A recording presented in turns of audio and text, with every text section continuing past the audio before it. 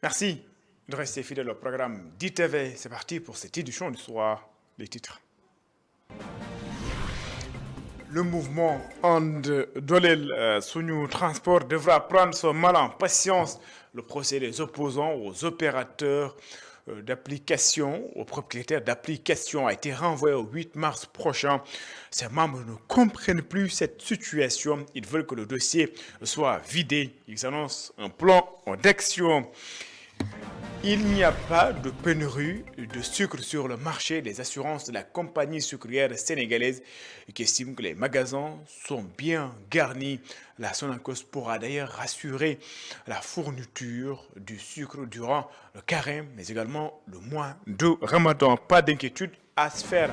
Le reportage du jour s'intéresse au phénomène l'infanticide. Comment comprendre et comment expliquer cette situation, réaction de certains citoyens assurent, dont ce reportage du jour que nous propose Ndeya Lifal. Voilà pour les titres. Le développement, c'est dans une poignée de secondes.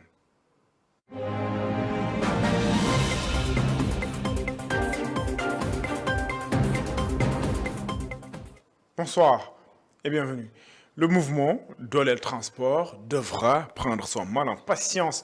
Le procès opposant ses membres propriétaires des applications de taxi a été renvoyé au 8 mars prochain. Les taximens ne comprennent pas l'attitude de la justice. Ils veulent que le dossier soit vidé et annoncent d'ailleurs le port de brassard rouge dès ce lundi. Satou Diba et Mafalfal. On est dans un état de droit, on est respectueux des lois, tout le monde doit être au même pied d'égalité. On doit tous respecter les lois. On est dans un état où le président de la République a décrété un slogan Djubal Djubanti. C'est avec ces propos que les chauffeurs de taxi ont exprimé leur colère après leur procès contre les représentants des applications de transport renvoyés pour une énième fois. Ahmed Fall, membre du mouvement Dolel Transport, juge inadmissible et menace. Nous sommes au 5e renvoi. Le renvoi prochain, ça sera le 5e renvoi. Donc, ça montre nettement du dilatoire. On a été dessus. On a vraiment le désarroi. Parce que vis-à-vis de notre justice, vraiment, ce qu'on a dit, comme le slogan de nos autorités, le Djubal Djubanti, vraiment nous a passé à côté, complètement à côté. Maguette Seck, membre du mouvement Dolel Transport, demande aux propriétaires des applications taxi de se conformer à la loi. Mais ces Yango-là, mais ce sont des multinationales. Ils ont les moyens, ils ont des voitures neuves, mais ils ne veulent pas faire la queue pour entrer dans les rangs, ils ne veulent pas respecter nos lois, et alors que pourtant ce sont des étrangers, mais ils viennent dans notre pays, mais au lieu de déposer une licence parce que leur voiture a moins de 2 ans, mais ils ne le font pas. Alors que nous, on remplit toutes les conditions, et alors qu'eux, non. Ils ne remplissent aucune condition. Et l'État laisse faire. Pourquoi? Pour les chauffeurs de taxi, ce procès qui traîne depuis 4 mois, sans issue favorable, témoigne d'un déséquilibre flagrant. Il appelle le gouvernement du Sénégal à respecter son slogan Djoub Djoubal Djoubanti et à agir équitablement envers toutes les parties. À Mboyane, c'est dans le département de Linguère, un agriculteur a été agressé par des éleveurs. Les présumés coupables ont été arrêtés par la gendarmerie nationale. Les populations, elles, réclament justice. Nala Diop et Serintia. Le conflit entre agriculteurs et éleveurs est souvent présenté comme un problème fondamental dans le département de Linguère. Des affrontements violents entre les deux parties à Mboyane menacent la sécurité et la paix sociale. À la nuit du 27 novembre 2024, des bandits, des voyous, ont trouvé mon jeune frère dans son propre champ et l'agressaient sauvagement. Lorsque j'ai perçu l'information, automatiquement j'ai allé saisir le commandant de la brigade de Yaya. Pourquoi ils l'ont agressé? Bon. Ils l'ont agressé parce qu'il y avait divagation entre lui et les agresseurs, quoi. C'est exactement ça. Voilà le but. Dans cette zone, des éleveurs viennent au rythme des saisons et des agriculteurs partagent avec eux la terre qu'ils cultivent, source de conflit. Ce que nous préconisons comme solution, c'est en premier lieu, de tenir peut-être des réunions, discuter entre nous, parce que nous sommes des parents, Peul et Wolof, nous sommes tous égaux. Nous sommes des parents tous. Voilà. Ce que je procure en tant que chef de village, je les demande toujours de venir. On va tenir des réunions. Pourquoi pas tenir un atelier? Voilà, sensibiliser davantage, tenir un atelier de sensibilisation, faire de sorte que vraiment, on va arrêter toutes choses qui ça va apporter des trucs comme ça, quoi. Les violents affrontements entre éleveurs et agriculteurs constituent un défi à relever. Même si les relations entre éleveurs et agriculteurs ont des enjeux socio-économiques énormes, la plupart des conflits est lié à la divagation des animaux et au stockage de façon prolongée des récoltes dans les champs. Il n'y a pas de pénurie du sucre. La compagnie sucrière sénégalaise dément les rumeurs. La direction assure que les magasins sont bien garnis. Le service régional du commerce attribue ces rumeurs à des opérateurs qui veulent, selon ses membres, pousser l'État à ouvrir le marché de l'importation du sucre. Momar Alissignon. Il n'y a pas de pénurie, encore moins de rupture de stock. La compagnie sucrière sénégalaise est formelle. Les informations distillées pour évoquer une certaine rareté ou une augmentation du prix du sucre sont erronées. Vous avez vu une partie de ce stock ici à Richard-Toll avec plus de 45 000 tonnes, c'est-à-dire que l'ensemble de nos magasins sont pleins. Et nous avons aussi environ 15 000 tonnes qui sont disponibles à Dakar. Donc tout le sucre est disponible en quantité, il est disponible au niveau de Dakar, au niveau de Richard-Toll. Vous avez pu voir d'ailleurs un ensemble de camions, nombreux camions qui sont présents sur le site, qui sont en train d'être chargés. Donc au niveau de la disponibilité du sucre, il n'y a aucune question qui se pose. Venu constater la disponibilité des stocks dans les magasins de la compagnie sucrière sénégalaise, le service régional du commerce de Saint-Louis se montre très rassuré par ce qu'il a vu. Nous tenons à rassurer la population sénégalaise dans son ensemble et les consommateurs en particulier de la disponibilité du produit. Des déclarations ont été faites par certains commerçants en termes plus courtois.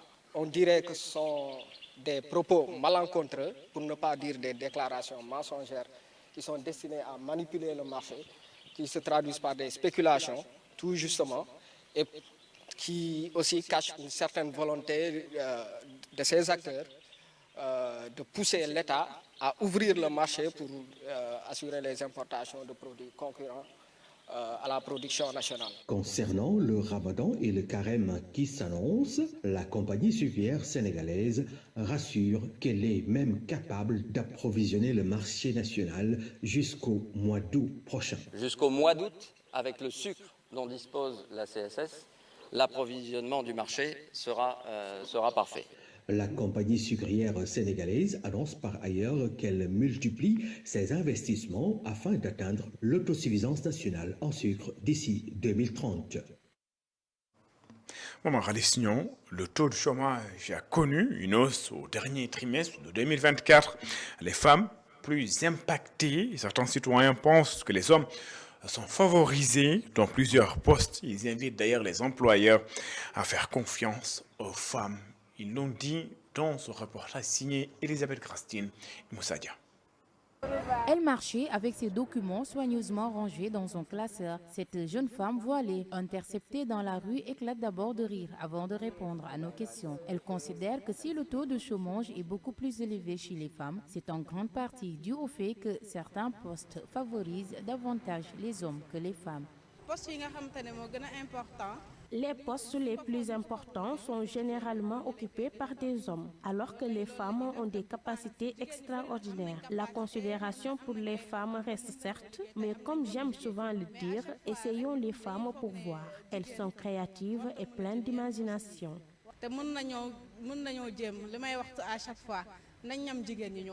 De son côté, ce monsieur, pressé mais disponible pour une minute, partage son point de vue sur le chômage féminin.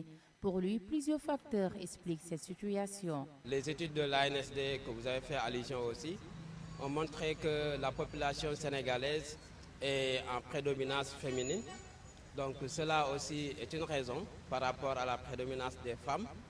Et surtout aussi que les activités que peuvent faire les hommes sont beaucoup plus étendues que les activités que peuvent faire les femmes.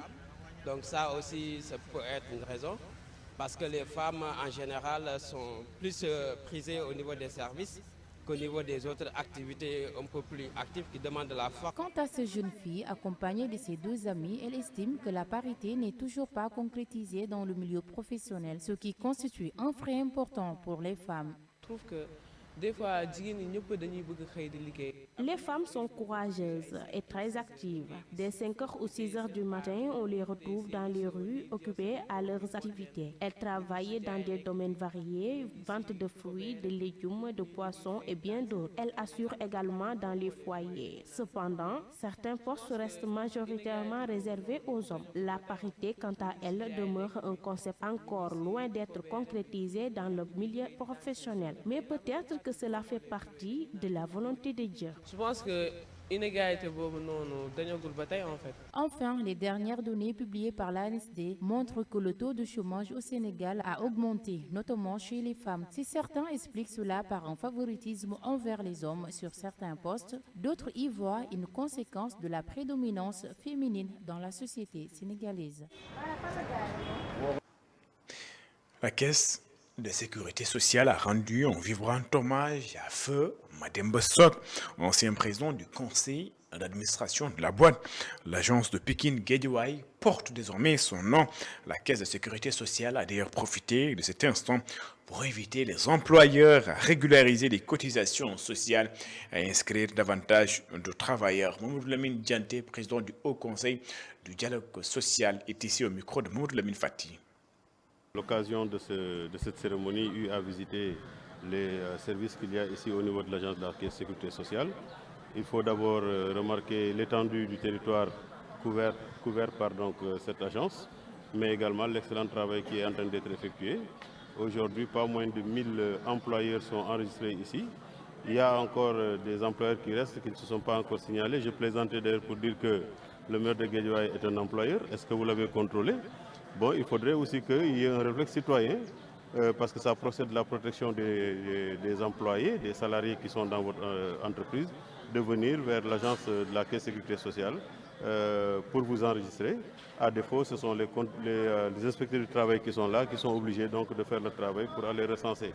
Parce que si ce n'est pas le cas aussi, c'est vraiment un problème de protection sociale qui se pose au niveau des travailleurs en cas de maladie, en cas de retraite.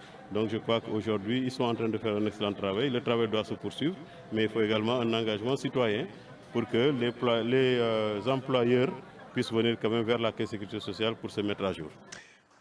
Et puis ce communiqué de Taxawu au Sénégal concernant donc la situation du siège de Taxawu au Sénégal qui a été attaqué lors de la campagne électorale. Les partisans de Khalifa Ababacar Sall constatent avec étonnement la diligence et la célérité dont ont fait preuve les autorités judiciaires et les forces de l'ordre dans le traitement du dossier des membres de la sécurité de la coalition Sàmm Sa Kàddu en un temps record.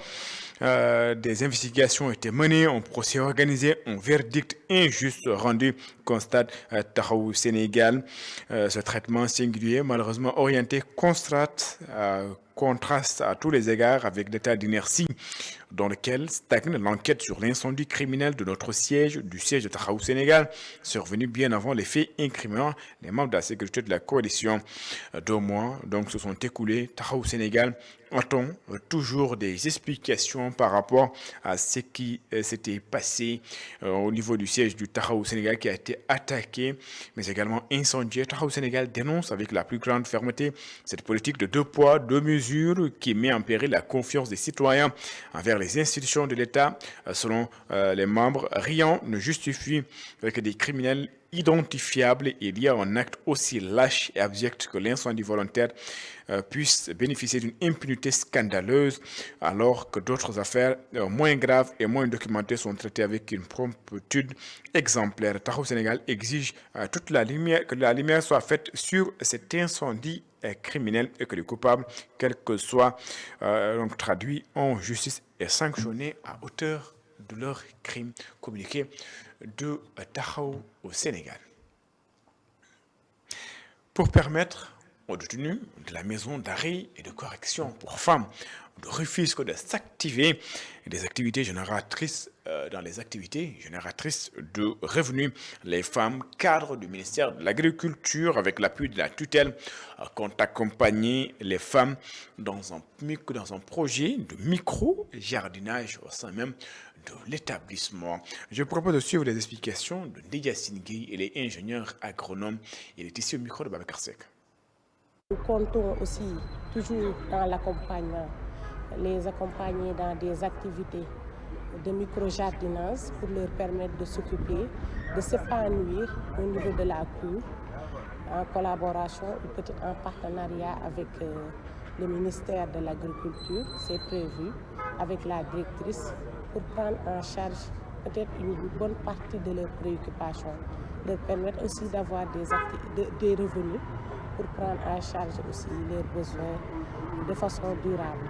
Le micro-jardinage, c'est une activité qui leur permet de s'occuper à tour de rôle, de venir peut-être prendre en charge, d'entretenir les cultures, de passer du temps au niveau de la cour, pour aussi s'épanouir, pour être un peu libre et peut-être discuter entre femmes, également avoir des cultures qui peut-être vont, après une production, vont leur permettre de générer des revenus.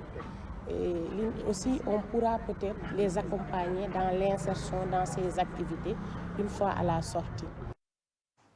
Le reportage du jour s'intéresse au phénomène de l'infanticide.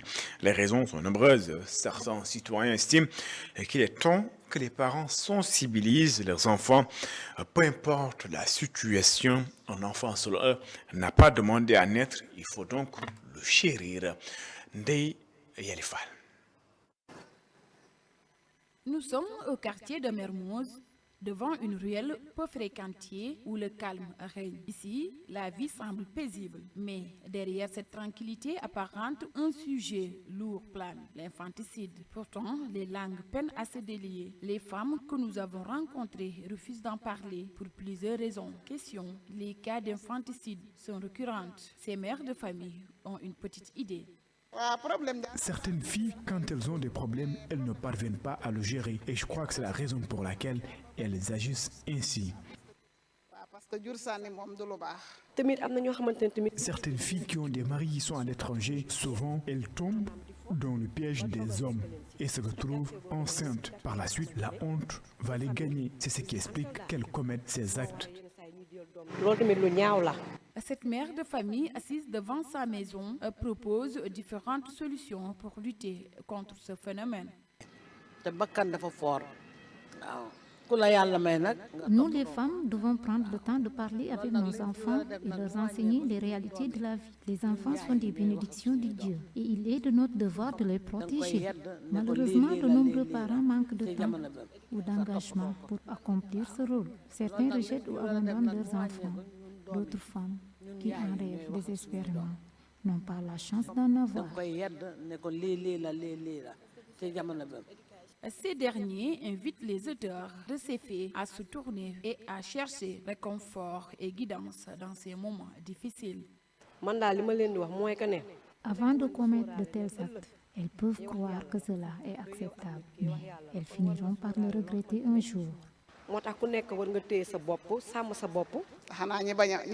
Les femmes doivent apprendre à s'abstenir de certaines actions. L'éducation joue un rôle essentiel et parmi celles qui sont bien éduquées, certains tombent malheureusement dans ce piège. L'infanticide demeure un sujet délicat révélant des fractures sociales, économiques et psychologiques trop souvent ignorées. À Mermoz, les mères de famille rencontrées expriment leur désarroi face à cette réalité dramatique, car selon elles, au moment où certains choisissent de ôter la vie à leur bébé, d'autres femmes rêvent toujours d'entendre les cris de leur premier enfant. Et puis, le calife de Ngodiba, c'est à Kaffrine, appelle les jeunes au retour à la terre et à l'agriculture. Le marabout montre d'ailleurs la voie, selon son porte-parole. Il s'exprimait en marge d'un CRDI consacré à la préparation de la 68e édition du Gamou de Ngodiba, dans le département de Kaffrine. Voici Souleymane Ba, porte-parole du calife de Ngodiba, cher Tidiane Ba, que nous écoutons.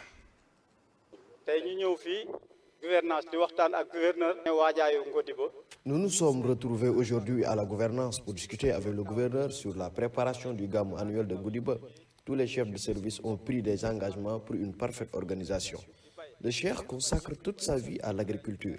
Il cultive plusieurs variétés comme le mil, l'arachide, le maïs, etc. Il s'agit pour lui d'inciter les jeunes à retourner aux champs, à l'agriculture. Auparavant, on sous-estimait le métier de cultivateur et c'était par ignorance, car l'essentiel de notre alimentation provient de l'agriculture. C'est à cela que le cheikh appelle les jeunes.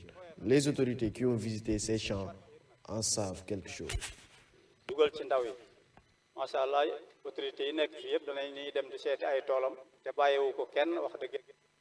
Les propos ont été traduits par Boubacar Fall Bop. Et puis, la vague de fraîcheur qui sévit sur une bonne partie du pays depuis le mois de janvier au mois de décembre va d'ailleurs se poursuivre jusqu'au mois de février. Bonne nouvelle.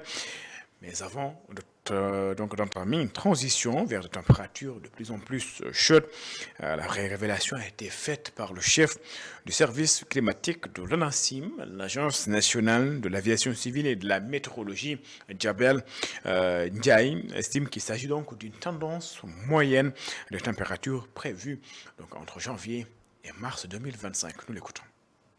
La période de janvier jusqu'en mars 2025, les températures seraient globalement supérieures à la moyenne saisonnière, c'est-à-dire dans les régions surtout nord, nord-est, centre, sud. Ça ne veut pas dire qu'on aura une chaleur très préoccupante, mais on aura des températures qui sont légèrement supérieures à la moyenne. C'est-à-dire donc que la fraîcheur qu'on avait connue au mois de décembre va commencer à diminuer un tant soit peu, surtout dans ces zones, dans la zone nord, dans une bonne partie du centre-sud et dans les régions sud et la région de Kédougou. Donc, globalement, c'est cette situation dans ces régions-là. Mais dans la zone centre et dans la zone ouest, on aura un maintien des températures froides, c'est-à-dire une situation normale par rapport à la climatologie, ce qui dénote un peu de la poursuite de cette fraîcheur, surtout pour les mois de janvier-février. Janvier-février d'ailleurs, où cette fraîcheur va persister sur la moitié ouest et sur une bonne partie du centre, mais cette fraîcheur va commencer à diminuer d'un peu, surtout dans les zones est et nord du pays et dans la zone sud, où on aura une recrudescence de cette chaleur, un retour de cette chaleur, surtout au mois de mars. Au mois de mars, on pourrait avoir des pics même, des pics par rapport à ce trimestre. Des pics ne peut pas dire des pics annuels, mais des températures qui pourraient aller au-delà de 40 degrés, surtout dans la partie est du pays, dans les localités de Goudiri, un peu vers Tambacounda, Koumpentoum et un peu vers la partie de Kédougou, où on pourrait avoir des pics de température, surtout au mois de mars. Donc si on résume un peu la situation, on aura cette fraîcheur qui va continuer, cette fraîcheur qu'on a connue au mois de décembre, qui va continuer au mois de janvier jusqu'à une bonne partie du mois de février, surtout dans la moitié ouest du pays, mais une fraîcheur qui va commencer à diminuer un peu, surtout dans la partie nord et est où on aura l'installation de la chaleur à partir du mois de mars. C'est d'ailleurs cet élément qui me fend à cette édition. Merci d'avoir suivi excellente suite de programmes sur les antennes d'ITV. Au revoir.